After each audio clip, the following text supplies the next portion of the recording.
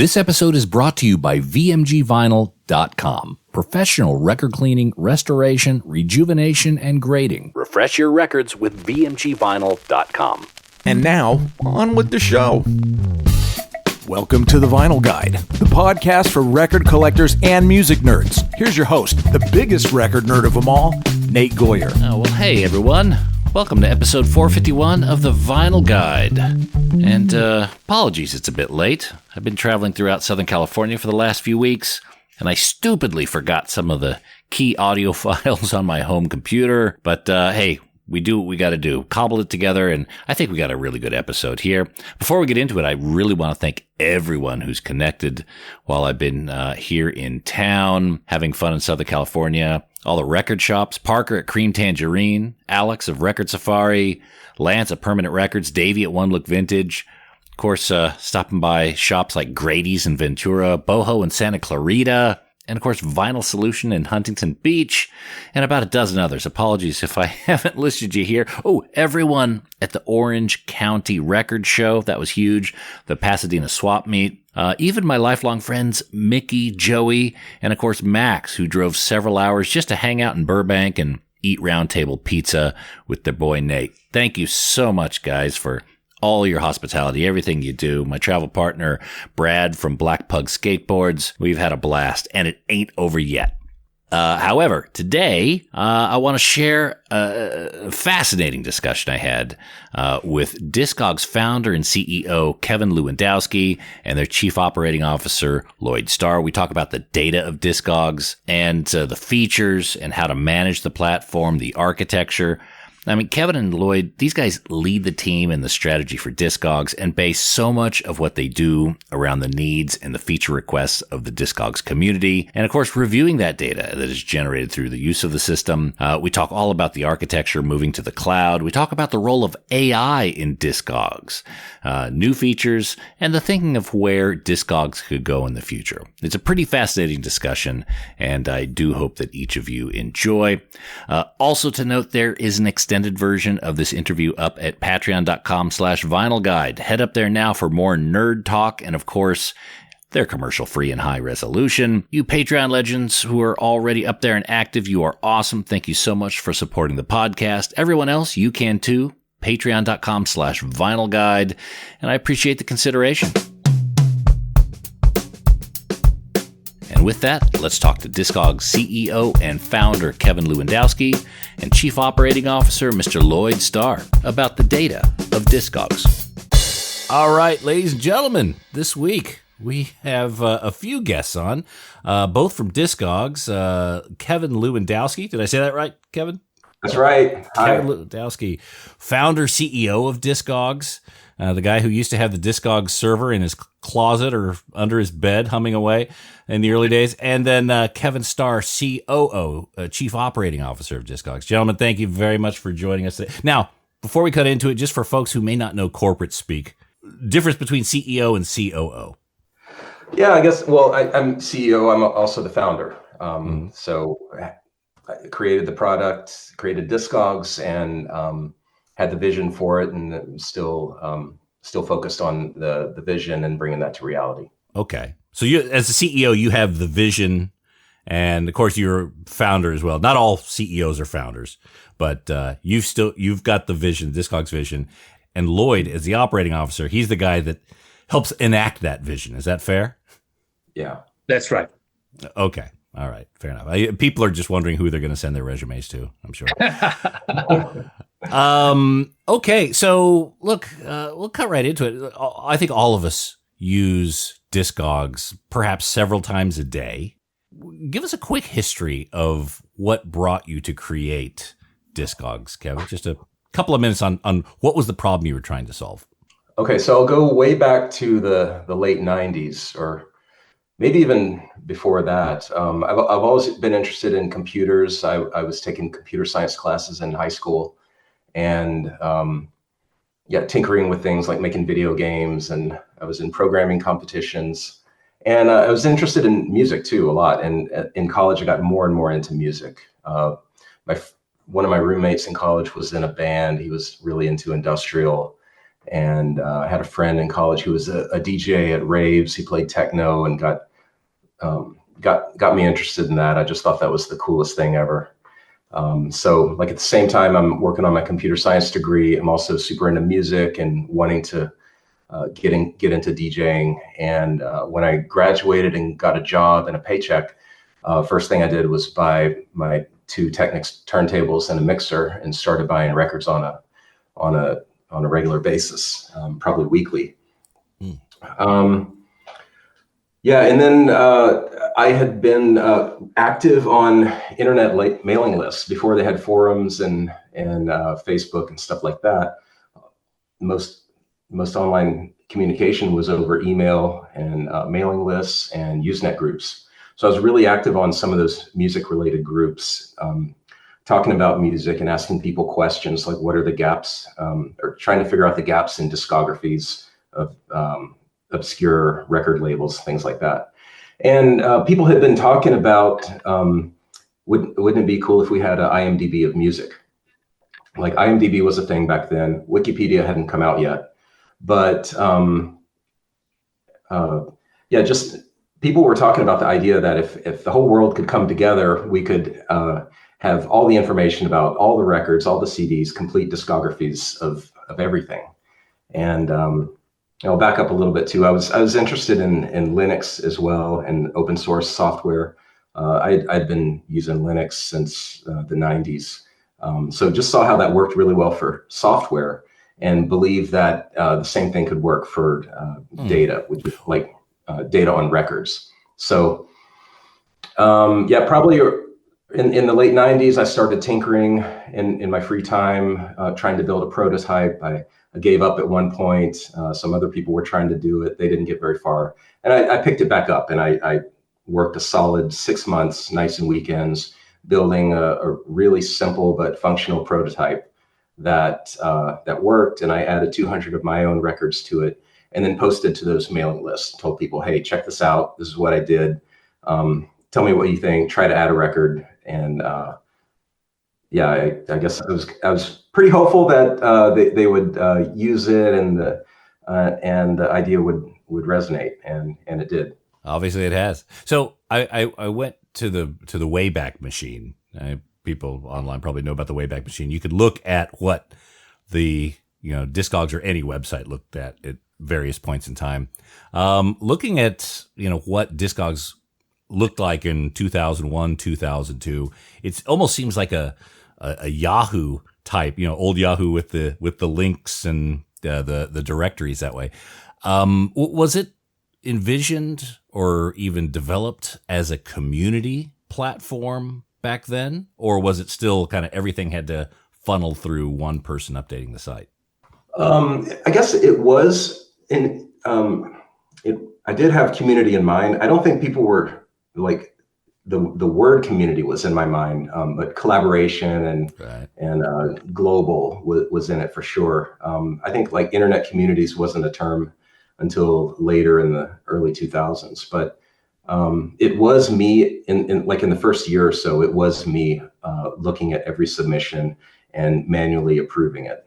And over time, I built in more automation, got more people to help out and approve that data. Mm-hmm. Did you have a business model in mind of what you were going for, like how it would pay for itself, or it was just you were building it as a passion and you'd see where it went? It was just a passion. It was a hobby. I tinkered with 2 other websites before that, and I think they made a little bit of money through advertising, but they were just for fun too. And like in high school, I tried to make video games here and there, but those didn't go anywhere. But yeah, Discogs, it was just a passion project. I think I knew that it could get bigger and have all the music cataloged, but I wasn't really thinking about how to make it sustainable. It was just like, this is really cool. And it was thrilling working on it every day, getting feedback from people and building features right away. It was just a lot of fun.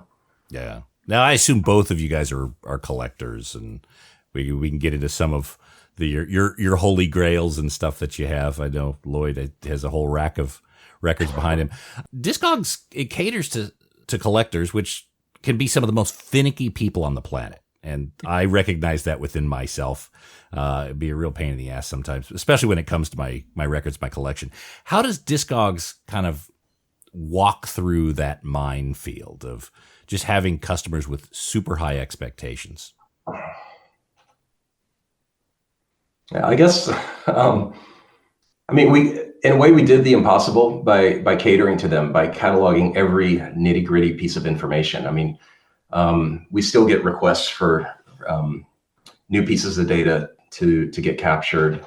And yeah, I think it speaks to what collectors want. They want every little piece of information on a record, and they want to track all the unique versions. That was a critical decision we made back in maybe 2005 or so, something like that. So, like, for example, a popular album might have 500 different pressings of it, and we capture every one of those. Where a more casual music fan might say, why is that necessary? They're all the same thing, but right. to collectors, they're not the same thing. Is there a title or a format that was particularly difficult to categorize? Yeah, classical was difficult. Discogs started as electronic only, and which was kind of convenient because, well, that was what I was interested in, and I thought it was very simple to catalog. Then the community was asking for more. They wanted to add hip hop, and there's obvious crossovers between those two styles. So we went forward with that. Later on, added rock and jazz, and at the time, I was always thinking classical is going to be really hard, but we got there, and the community worked together in the forums to come up with rules and guidelines on how to submit a classical record. What was particularly difficult about the classical records? Like, they often have multiple, like the headline artist could be the composer or the conductor, things like that. It was. Is it Bach? Is it the conductor? Who, is it the presenter? Yeah, who's the artist here? Right. Yeah. Nate, there's another one that we're actually looking at right now that's proving to be not necessarily challenging, but it's a little different than your typical physical music format, and that's in K-pop.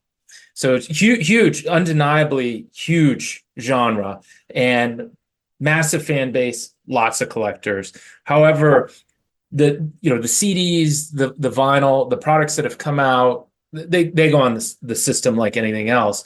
But there's a whole nother set of products that mixes physical with digital, and we're trying to wrap our heads around it. I know there's our head of discography affairs is working with the community to figure out how to bring something like that in to Discogs, but it has these little, I don't know if you've ever seen these little cards that look like albums, and then you take it close to your phone and it'll unlock the music for some period of time. And so you can listen to it, but then it expires. And so if that product trades hands with somebody else, it still is relevant. Really, the difference is the music isn't imprinted on the product in some way. And so we're having a little bit of debate of where that lives in the physical music world. And is it just a collector's item, or is it physical music?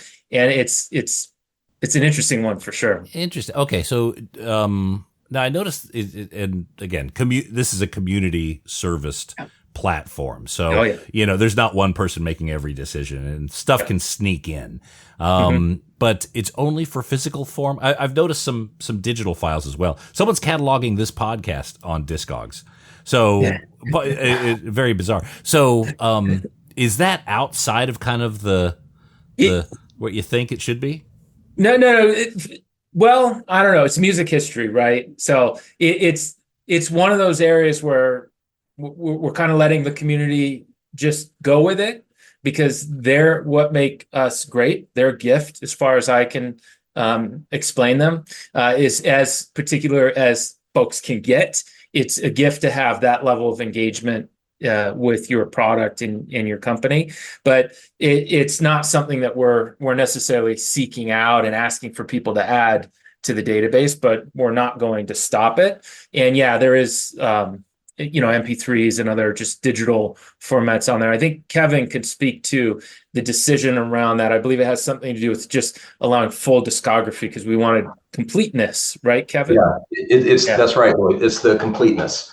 Our goal is to have complete artist discographies, and some artists have digital only releases, so it makes sense to have them. I mean, of course, you can't buy and sell a digital release on Discogs, but for completeness, it totally makes sense. Okay. But for K-pop, it's interesting because it's not either of those, right? Yeah. It's a whole new genre of it's really just a digital key that unlocks the sound, right? And so that's where the debate's coming from. But it's, still a collector's item. I don't know. Somebody's going to figure it out. Somebody way smarter than me. Yeah.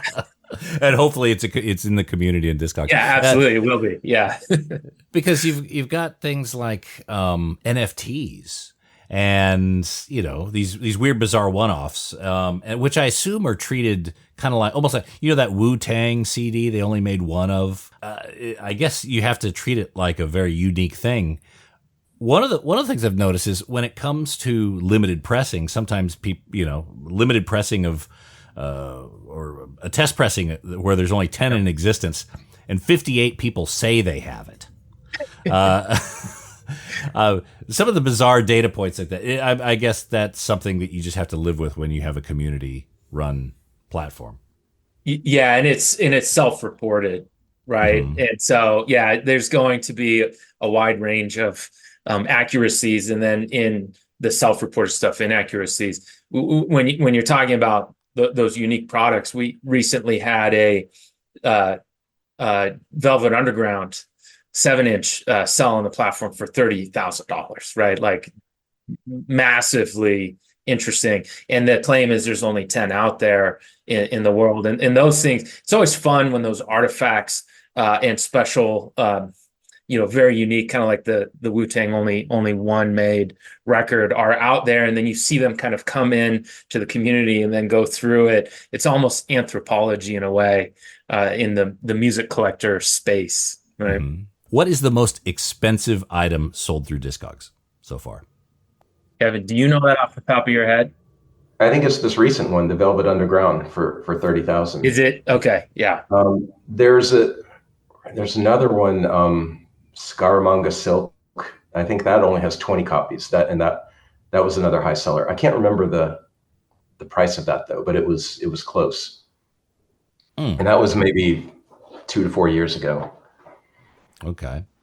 I just put a Slack in to the data team real quick, and maybe it'll come up before the end of the call. We do thrive off of these types of really interesting factoids, and so we'll see if it comes out. Yeah, so, they're already typing back to me. Okay, good. Because look, I'm a data nerd too.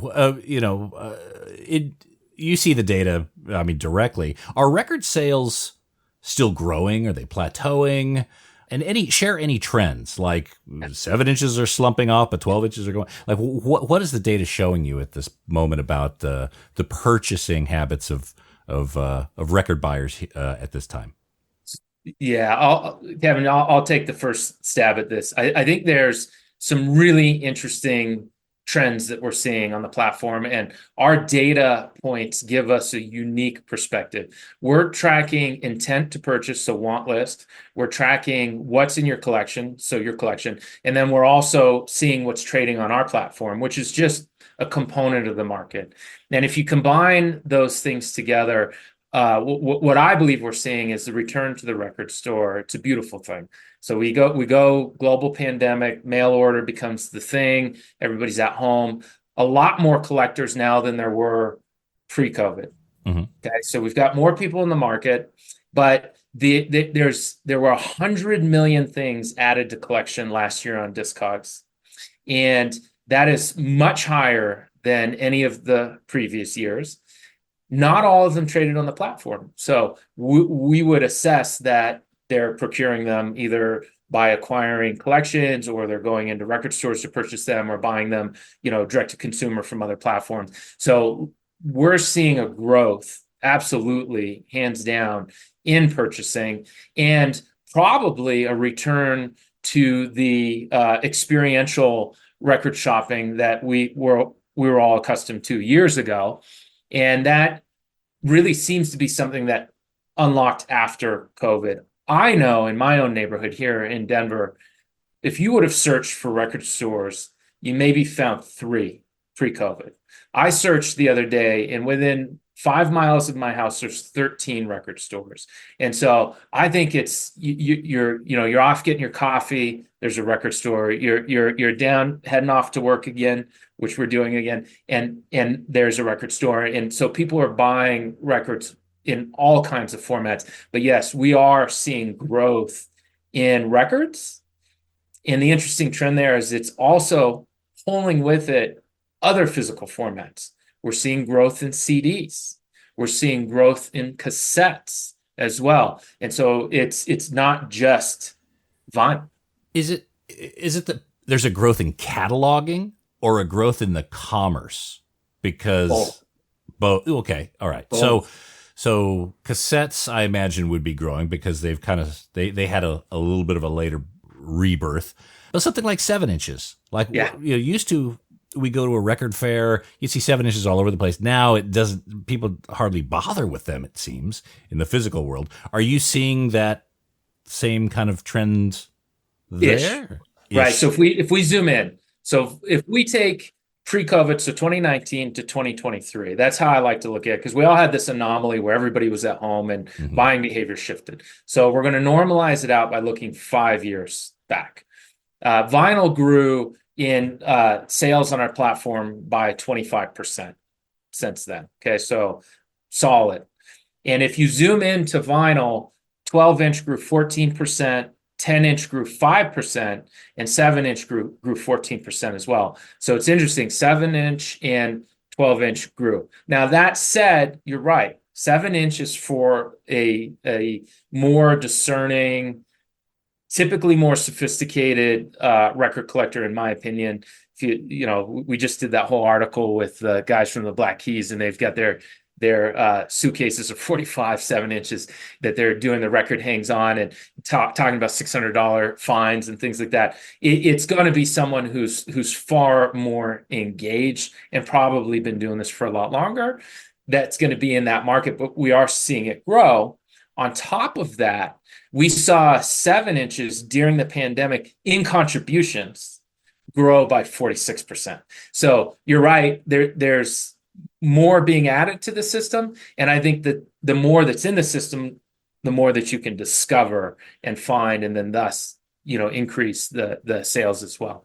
Yeah, because I think if people are getting more and more familiar with Discogs all the time. So, because you're letting more people in the gate, you're naturally going to see those contribution numbers go up.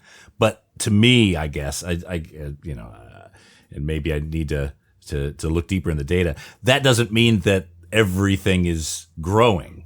That means Discogs is growing. That means the sales are growing. But the marketplace, 'cause in my experience, I'm seeing a lot of record sellers start to pass away.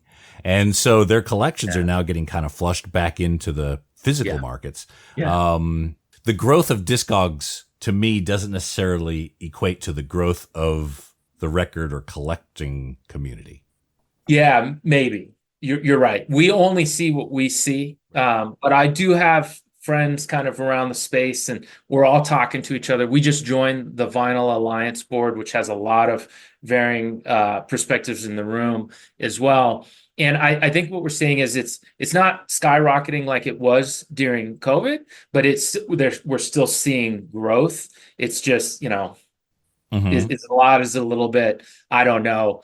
Don't have a crystal ball. All I know is there's more collectors on our platform than there were pre-COVID. That's a positive. And then want listing, people intending to buy a record has increased significantly too on the platform, which tells me there's a lot more that people want and are seeking as well out there. But I don't know, right? I wish there was a greater way to look at the whole industry. I think we all want that, right? Yeah. Sure. Yeah. Well, look, Discogs offers a very, unique service, and probably are one of the better abilities to get a perspective on this. One thing I've noticed also about Discogs, it never crashes. I've never gone to Discogs and it's, come back in 10 minutes or anything like that. Maybe I'm just lucky. Maybe it's being in Australia and off hours, but Discogs seems to be quite stable. Can you talk a little bit about the architecture of the platform? I mean, let's not get too nerdy, but is it, cloud-based, AWS? What is kind of the foundation of the platform? Hey there, audiophiles. If you're seeking stylish furniture to showcase your stereo and record collection, well, look no further than SidetrackedWorkshop.com. Sidetracked Workshop designs extraordinarily elegant record cabinets and consoles that add sophistication and panache to your music hobby. Handcrafted in the good old USA in the vinyl-loving city of Portland, Oregon, Sidetracked Workshop's designs are a music lover's dream. Made with real walnut veneered wood and brass accents, these gorgeous designs add class and taste to the record room and ship fully assembled and ready to enjoy. Just check out the designs for yourself at SidetrackedWorkshop.com. Look, you spend thousands of dollars on records. Don't keep them in a crate, and don't risk your records on those feeble wooden pegs from IKEA. Your music deserves the dignity of Sidetracked Workshop. That's SidetrackedWorkshop.com. Elegant solutions for the vinyl lifestyle.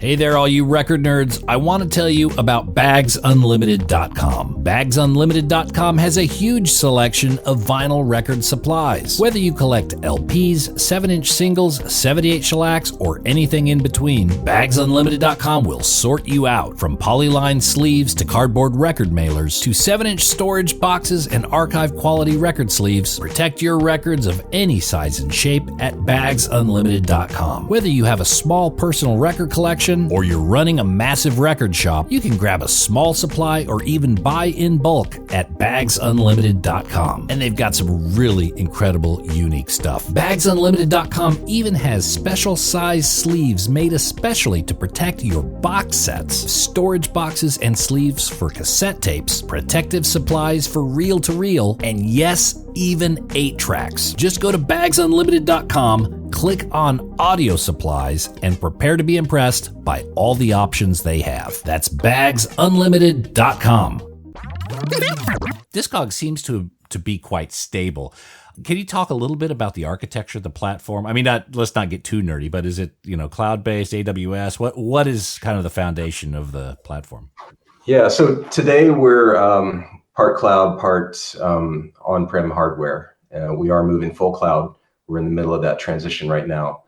And before that, I mean, going on. By the way, let me just point out, when Kevin started answering this question, he got a big smile. So I could tell this is the nerd is shining through right here. Yeah, I mean, part of the way, one of the reasons Discogs was able to get where it did, I think, is because I'm a programmer. I also had the sysadmin skills and was able to figure it out. So like Discogs originally was a spare server, like a mid-tower server, Pentium 2 with, I don't remember how much RAM, and a little hard drive. And it was, I had Linux on it with MySQL, PHP, and I was living in an apartment at the time that had a T1 provided free T1 internet service, which was like the fastest thing you could get back then. Yeah, I think it's 1.5 megs per second or something. That's a good apartment building. Yeah.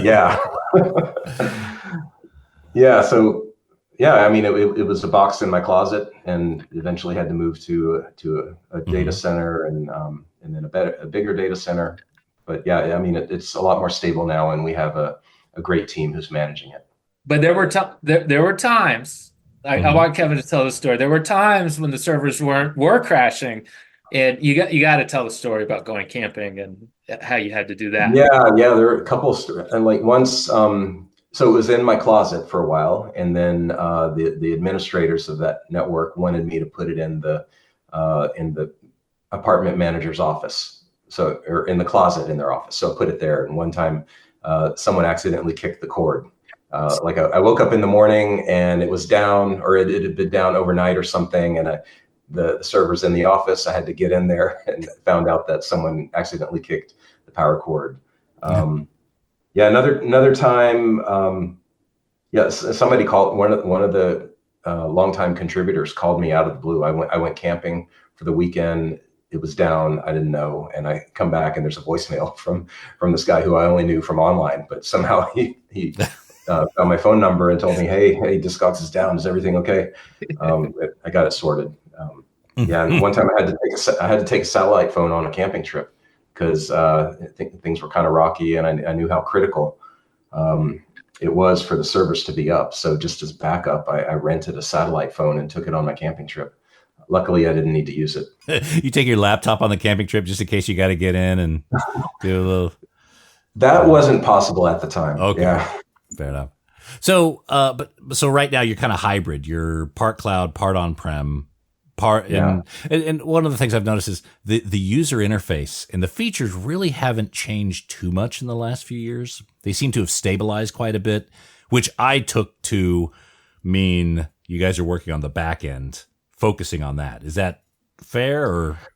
Yeah, that's right. We have been focusing on the back end. We're in the middle of a modernization effort, and we have more to go on that. But that's going to unlock us to create some new features, and soon we'll be refreshing the front end. Our goal is to make it a bit simpler, easier to understand, and but not lose the vastness of information that's available. Well, what do you think is missing out of Discogs at the moment?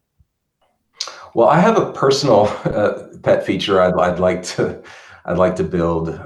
That's on my want list. Like every time I'm in a record store, I don't have time to scan my whole want list. I wish we could build a new view where it just shows me the top artists that are in my want list, or maybe if there's any records where there's two from the same artist, two or more from the same artist, so I can just go to that section and check. Mm-hmm. I think that would save me. That's just for that's my personal desire. I think it would save me time. Okay, so your personal desire. Now, how about in terms of the usability or what you hear back from the community? What do you think is something that is a problem you're keen to tackle in the very near future? I think the concept of how we track all the versions of a release, we use the concept of a release and a master release to group them all. And I think we can improve that and make it a bit easier to understand for everyone. Because a new record collector, maybe you're looking for Dark Side of the Moon, you're going to get overwhelmed with information today. Just because we have, there's 1,000+ versions, even more for sale. There's definitely a way to clean that up. Okay.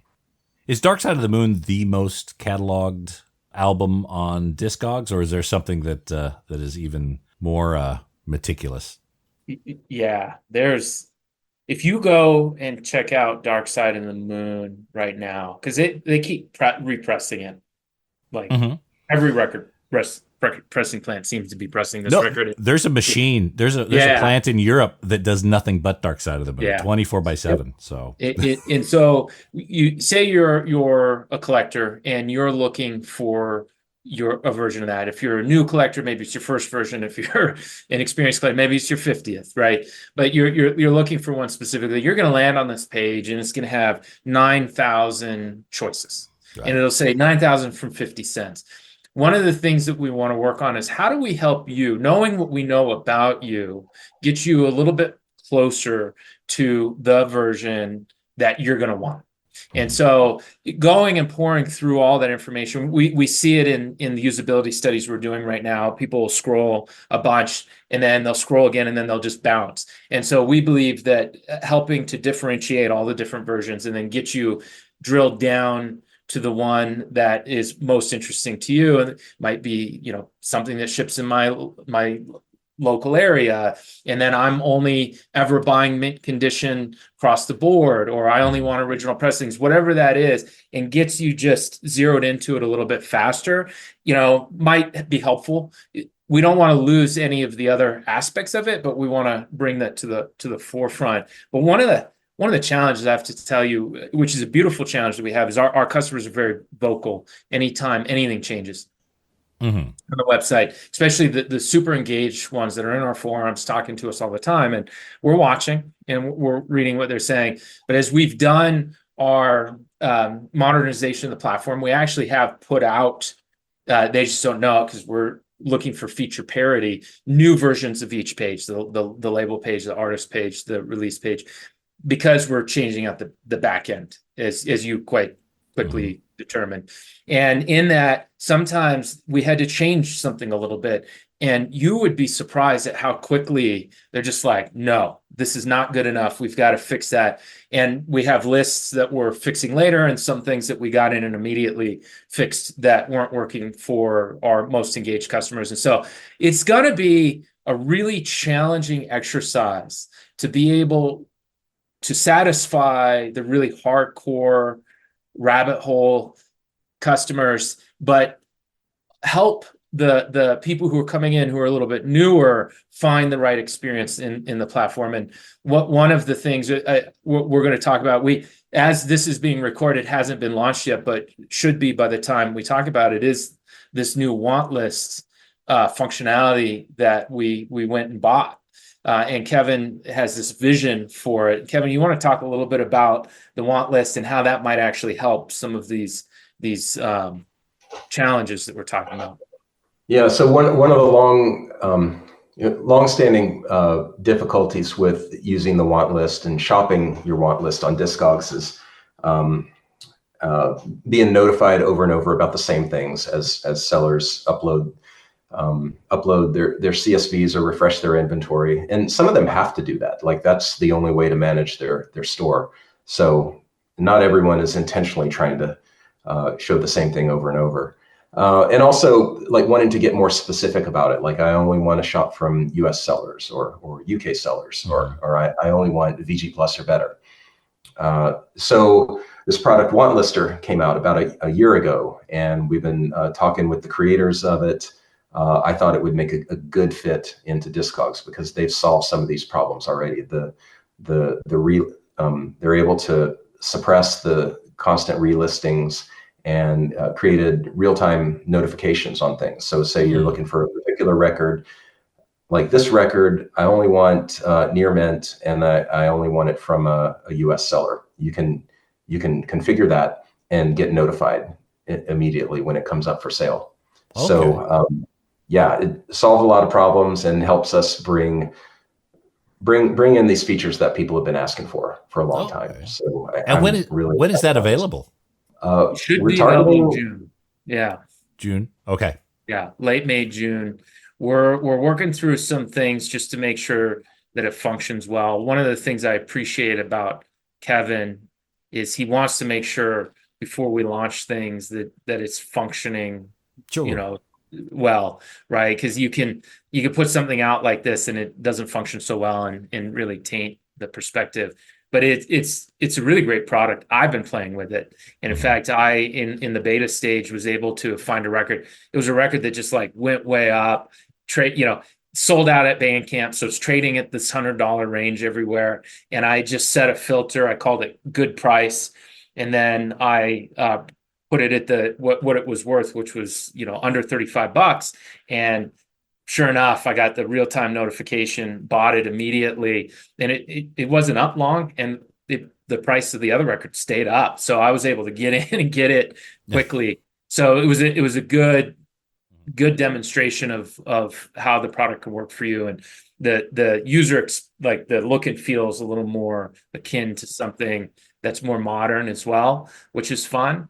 So it's cool, and I'm really happy that our community built this on our API.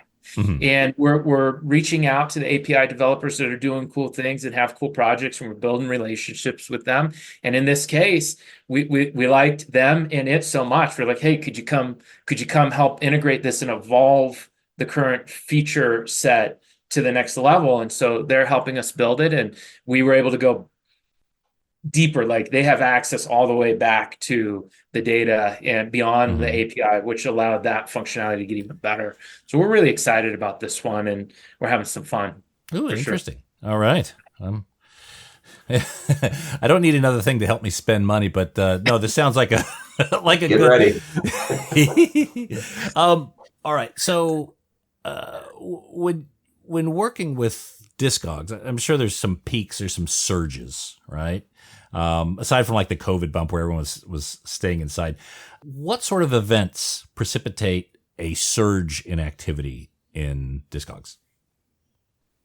I don't know if we've ever seen surges. I know when, unfortunately, when musicians pass away, their records become more popular. We see that. Mm-hmm. There's generally been a increase of buying activity in January. Don't know exactly the cause of it, and sales go down somewhat in the summer. I think that's a normal retail trend. People are outside instead. Yeah, we have seasonality. Record store day increases for us after, right? So some of the product that record stores didn't move during that time then comes on the marketplace. Folks who aren't in locations where it's easy to get to record stores, or just who aren't going to go and want the convenience, are buying that way. Or, of course, just people who are going out on record store day to procure product that they intend to sell later, and then it shows up on the platform. So yeah, those types of events treat it. And I agree with Kevin. Summer, people are going on vacation, spending their money traveling, and that's great. And then when it becomes a little bit colder in the Northern Hemisphere, we see, record buying going up as well. What role does or will AI play in Discogs in the future? Yeah, I guess we have an open mind about it. If there's a way that it could help people on their collecting journey, we'll want to bring that in and explore that idea. I'm also a wee bit cautious about it because people have told us they enjoy the hunt on Discogs, and just like you're in a record store, you want to dig and explore and discover something by surprise. Have that serendipity moment, and I think it's the same way on Discogs. You can click around, dig deep, and find something new. And we don't want to automate that or take that away. I think that's a fun and rewarding process for some. For me, I would love to be able to say, all right, show me the first pressing of Misfits Bullet single, or something like that. And it's where it can cut through the noise and say, here you go. Something like that. Yeah. Or if someone's telling me, hey, this is a first press of album X, I can look it up. I don't have to scroll through things before I could determine whether they're accurate or they're not. So Nate, I think that's super smart, right? If we look at all of the AI technology that's really been performing well, generating art, whatever else, it's prompted by a human, right? Yes. To do a job. And so to the degree we can find that right balance for the collector to be able to prompt it in a way that helps you facilitate that journey you're on, there's probably something really smart in there. And we're just dipping our toes in now. We've been training our database privately, poking around with it, seeing what could be there. And along the same lines of what you just said are things that we've been tossing around internally too, which is how do you prompt it to give you more meaningful results? And we hope something interesting comes from that. I do think AI, unlike some of the other things like NFTs and so forth, where there just wasn't a practical application, that they are finding practical applications for AI, and that'll help move us forward. And aren't you a little bit of an AI expert as well? I'm not sure I'm an expert on many things. Yeah. But look, I do have a nerdy background. I come from a software development. I don't know if you remember Kazaa Media Desktop. Oh yeah. Yeah. I was product manager of Kazaa. Oh, right on. Yeah, cool. So I spent some time in a courtroom. So that's another topic. But because you guys are built on AWS, yeah?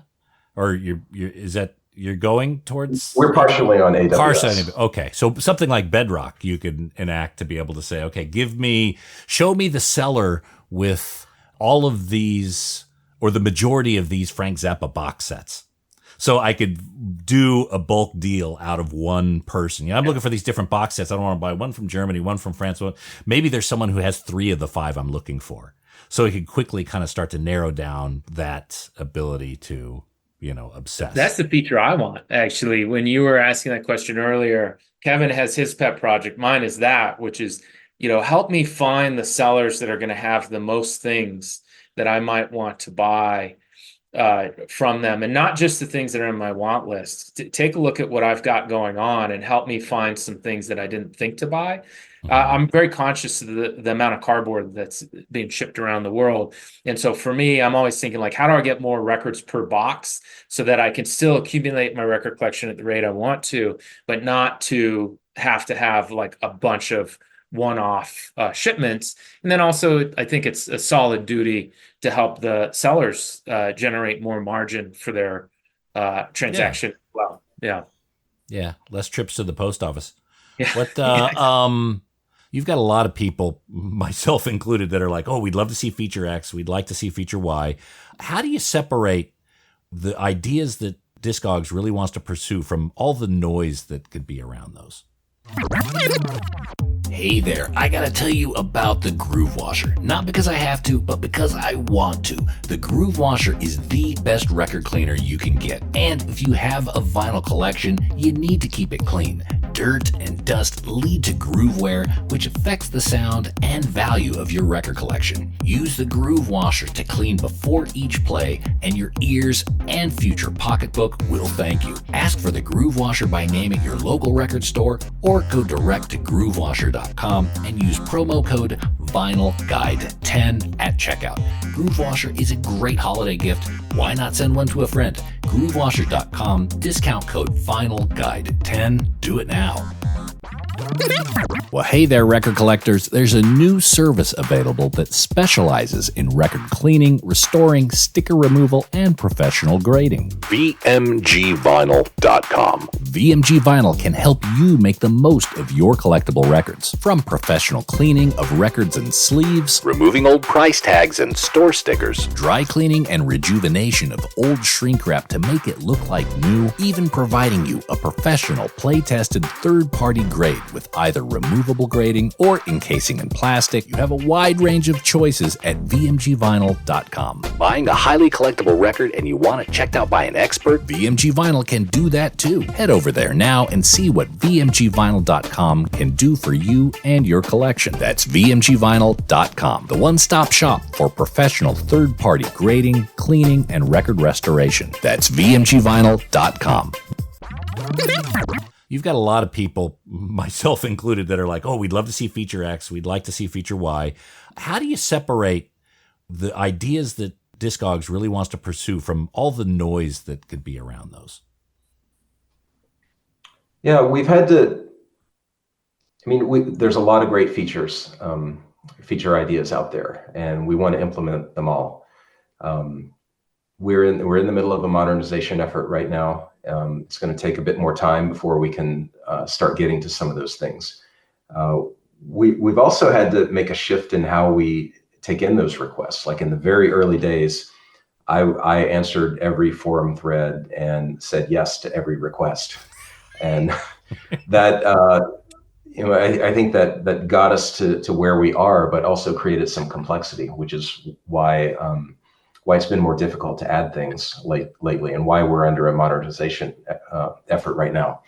So, yeah, but going forward, we take feedback from the community. We talk to sellers on a regular basis, and we have the new community advisory turntable starting up right now, where we have a couple people from different segments of the user base who are going to bring to us their ideas, not just from them, but from the broader community that they're representing. Okay. Yeah, because I would imagine, and the person I'm picturing in my mind, the Simpsons comic book guy, the loudest person isn't always the right person, right? That's right. So, you guys have to filter out a lot of those ideas coming through the tributaries to really say, okay, this is actually going to make it stronger for the entire community or a large chunk of the community. So how does the team arrive at what becomes prioritized from that? Yeah. So this is where the advisory turntable is going to become really important. And we're going to do it. We don't have it all figured out. We're going to figure it out with the community. But what we know is when you had 3,000 people on the platform versus 100 million, it's different. The signal versus noise ratio is quite high. And then there's people who are active on the forums, which we love. They're on there, but not everybody does that. I don't do. I don't go into forums and talk. So how do we pull from our base relevant information? We're looking at surveys and we're looking at discourse. So the key to the community advisory turntable is the dialogue back and forth. Sometimes it's hard to read somebody's intention in a Slack or in a forum post. Sometimes it comes with vitriol, and it's just hard to understand what they're looking for, except for that, like, all right, we did something that really caused some frustration here, and it's causing a friction point we need to fix.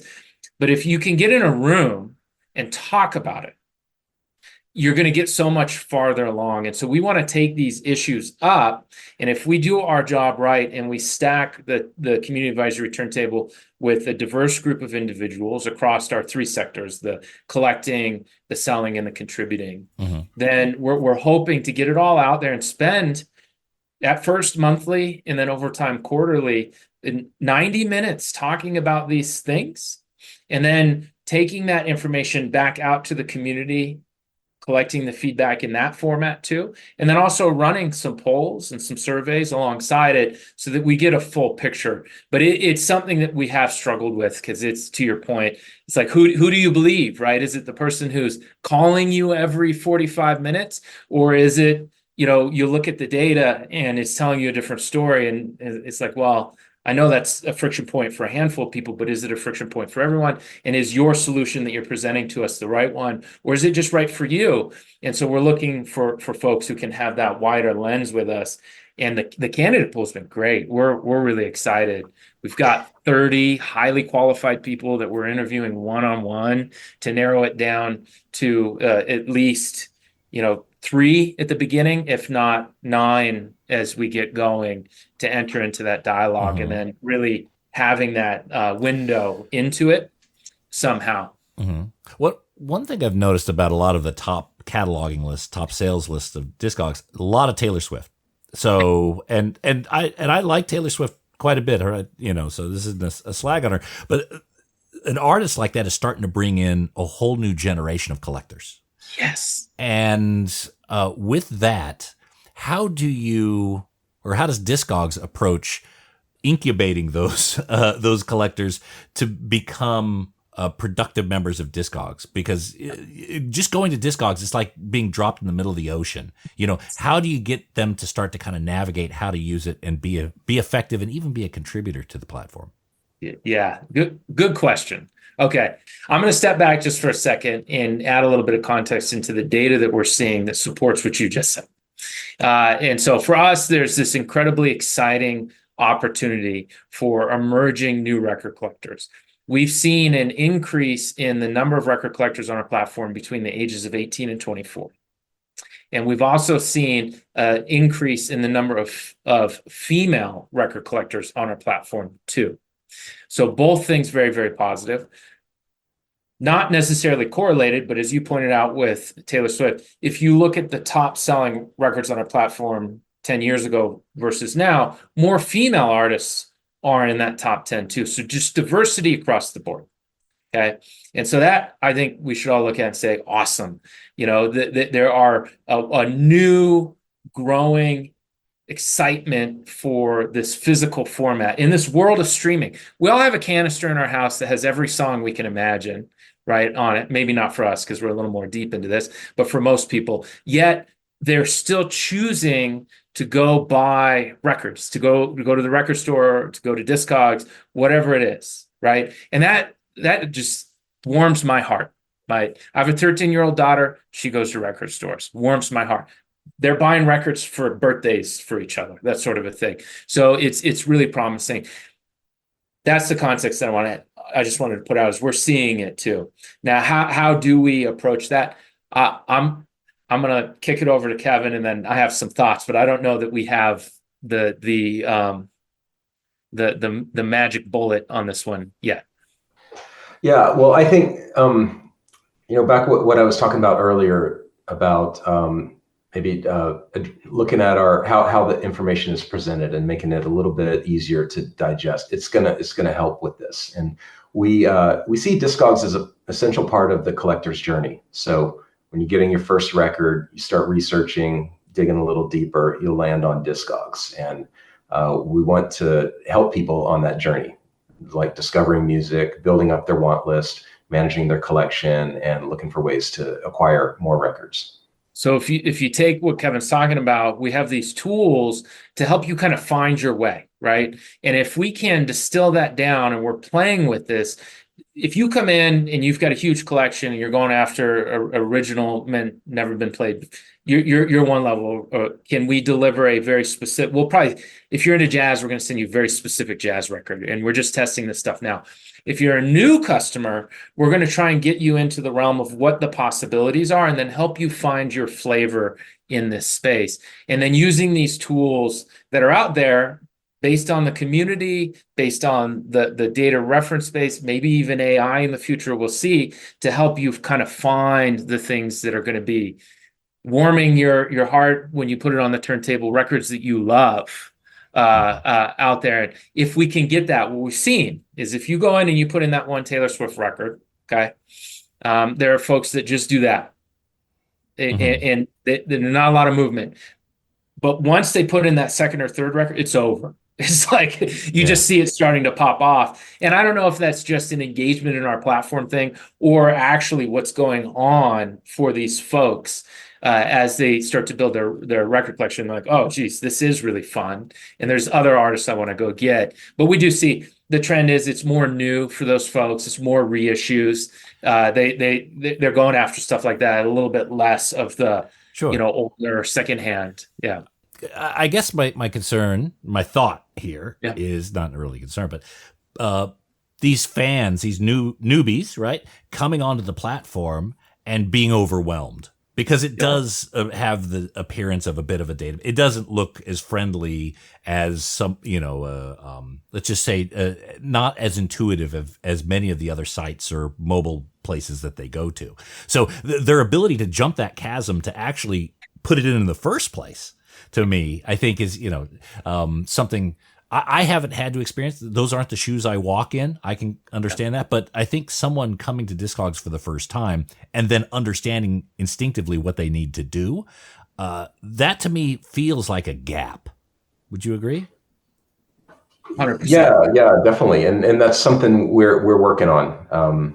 We're talking to people how to use the site, watching screen recordings of users, and we have ideas on how to, how to be less overwhelmed with information.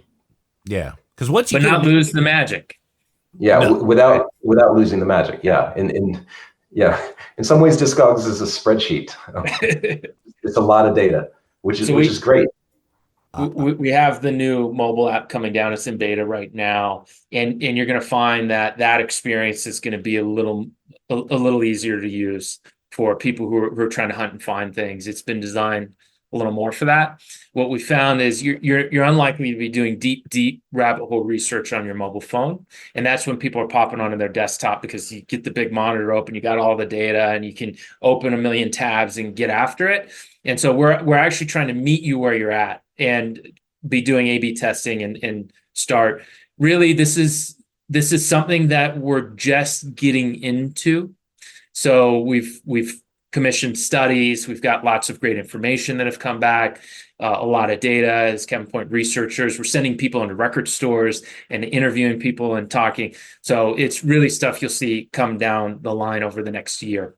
Mm-hmm. But yeah, 100%, you're right. It is a website that looks like it started in the year 2000 when it did start. Right?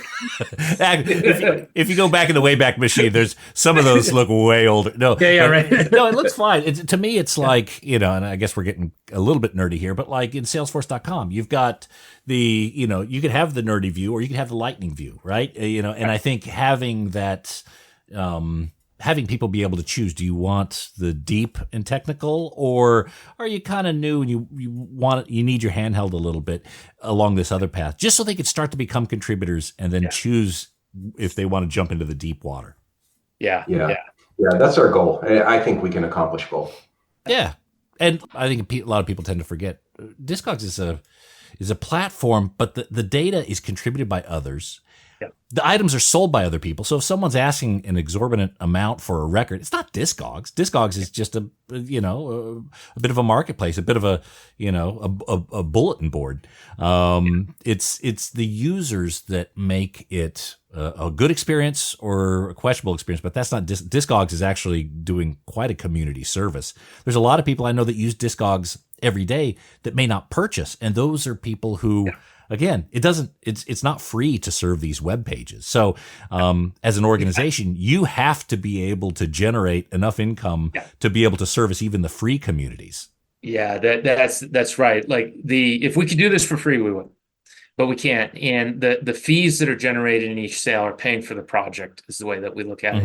And that anytime we're thinking about, and I love this about the way Kevin thinks, is when he thought, hey, the community said we want a marketplace. That wasn't something that he decided. He adds the marketplace. He's like, but how do you make this thing even more valuable for the database? And that's why, how much money things are trading for is showing up in the public database as well. So we get this incredible stewardship where we're looking at both sides. We're saying, well, if we're going to do that, how do we help give back to the entire community? Because we know people are using it for all kinds of things, including, people who are just trying to figure out how to collect their rights on the things that they own, and they need to prove that they have the credit on this thing.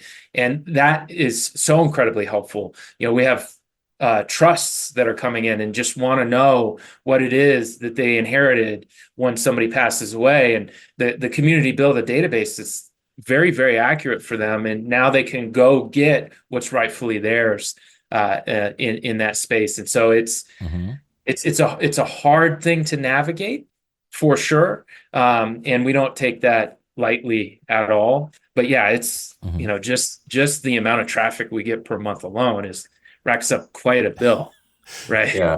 And I think we think of it as they're like almost everyone is contributing in some way, even if you're not contributing data to the database. If you put something in your collection or want list, that's feeding a recommendation algorithm, which is helping other people discover something. Or maybe they see the collection count of this release is really high, or the wants to collection ratio is really high. That might spark their interest in it, or even the rating. So people are contributing to this in many ways and creating like just a more valuable resource overall. So looking forward, we recently saw Reddit do an IPO. Is the plan or the thoughts to have Discogs do a similar path at some point? No. I don't know. That seems really complicated. Building a global database for every music, that's easy. That's IPO in Wall Street. Oh, too complex. It's a matter of who do you want to be deciding the fate of this amazing noble cause that we're on? Do we want a bunch of Wall Street investors coming in and deciding the things that should be done, or do we want Kevin and his understanding of the community and his willingness to say, hey, I really want to listen to the folks that made this thing great, and we want to build off of that? It's why I came over, is Kevin answering questions like this, right? Which is, no, we're not for sale. We're here to build something really big that's going to last far beyond hopefully our lifetime, and be able to be passed down and down and down. The second we throw it to the wolves, sorry, I'll probably make some people upset, it's over, right? You start answering to them and lose sight of that noble mission that's been started here. So, I like Kevin's answer.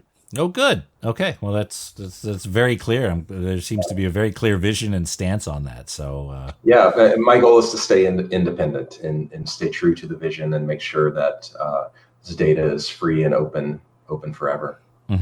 Okay. Okay. So let's fast forward 5 or 10 years. What does Discogs look like then? Like Yahoo. No, I'm just kidding. Sorry. like AOL maybe. Yeah, right. Yeah, more data. Yeah, okay, 5 years. Let's see. 25 million releases, 30 million releases in the database. Where are we at right now? What are we? We're 17. almost at 18. Okay. Yeah, there you go. Yeah, easier to use for new users. Probably, I'd like to have better recommendation algorithms, more new ways to discover music, maybe connecting into your streaming accounts, pulling data that way to help recommend things. If you take our vision, which is the complete collector's journey, so we usually shortcut it, the collector's journey, but the complete collector's journey, and then our mission, which is to fuel and empower record collecting, right? Whatever is going to bolster and make that, satisfy that is what we're going after. A larger discography with more interesting artifacts from all around the world. We're on the hunt for. The head of discography affairs and I are talking about all these really cool ideas that'll help us find these things and surface them. So more information in the database, hands down. Things that people don't even know had existed. We want it all on there, so that'll be more complete. And then if you look at for people who are running their businesses off of it, the sellers that we have, we want a more complete set of tools for them so that they can expand and grow and continue to do this and know more about how, what, and what's working, have more access to communicate and merchandise and sell the things they want to sell. For collectors, more tools for finding things wherever you are, whether you're buying it on Discogs or not. We just want you to have a great experience.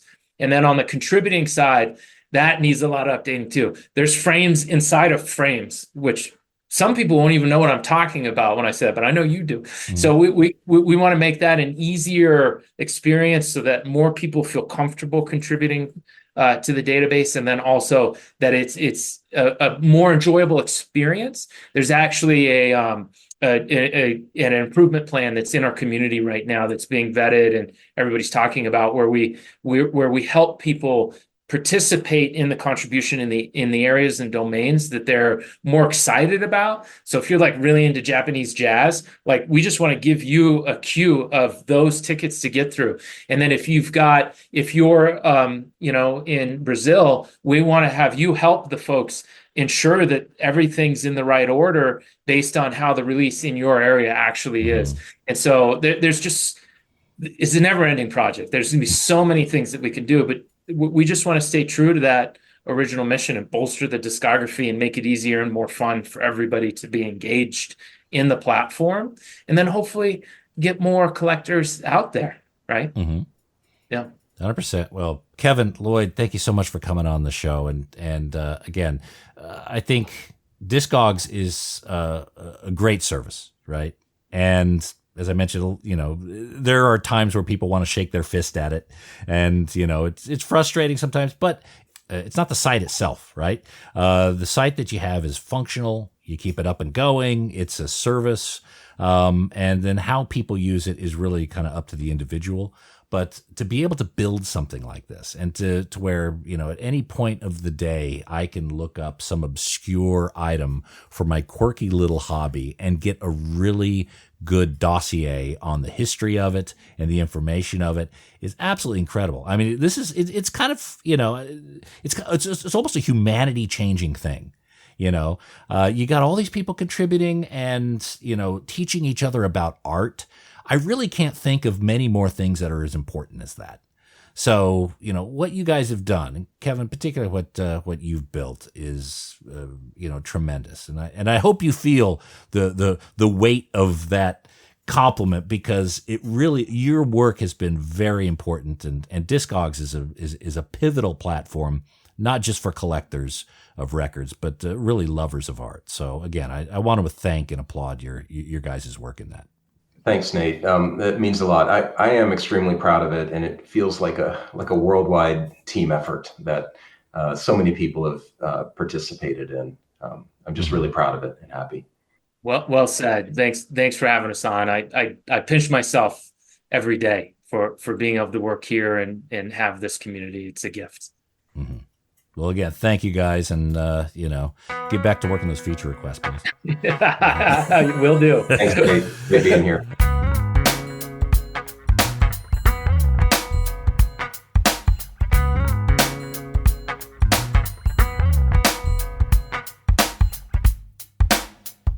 Oh man, that was fun. Sorry if we got too nerdy for some of y'all about clouds and AI and that sort of thing, but look, it's fascinating to me, and I definitely appreciated having that insight. And again, there's an extended version of this interview available anytime. Patreon.com/Vinyl Guide. Head up there now if you want to help support the show and enjoy all the extras. And that's it for this episode of The Vinyl Guide. Thank you so much for tuning in. Please share these episodes on your social media. Facebook, Instagram, Twitter. That helps huge. Putting it in the Reddit forums and the Facebook groups. That's huge too. Much appreciated. And of course, those of you who are leaving us positive reviews on Apple Podcasts and Spotify, 5 out of 5 stars, saying something nice, that's always appreciated too. And we'll be back shortly with a brand new episode. So until we talk next time, get out there and buy some records, people. Cheers.